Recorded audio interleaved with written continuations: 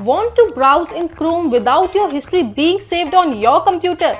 Then you need Incognito Mode. And no, it's not some secret hacker mode. It's just a simple privacy feature built into Google Chrome.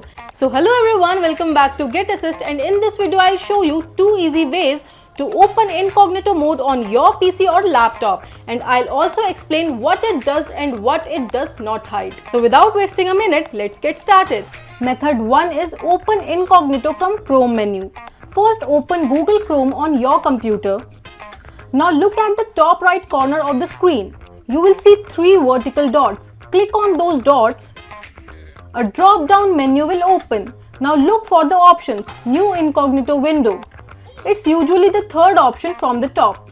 Click on it and there you go, your incognito window is now open. You will know it worked when you see the dark window and the incognito icon. Method 2. Open incognito with keyboard shortcut. Make sure Google Chrome is already open.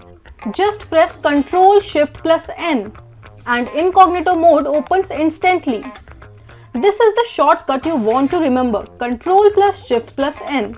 Once you learn this, you probably won't go back to clicking through the menu again. What Incognito Mode does: when you browse in Incognito Mode, Google Chrome will not save your browsing history, cookies and site data after the session ends. Information you enter in forms. So if someone opens Chrome history on your computer later, they won't see the websites you visited in Incognito Mode. That's why it's useful when you are using a shared computer or when you just don't want local browsing activities saved. Incognito Mode does not make you invisible online. Your activities may still be visible to the website you visited, your school or employer, if you are using their network, your internet service provider. So don't think incognito means nobody can see anything. It only stops Chrome from saving that activity on your device only. There is a big difference. Remember one thing, incognito is great for private browsing on your own device, but it does not make you completely anonymous online. That's all for today's video. I'll meet you in the next one. Till then, bye bye.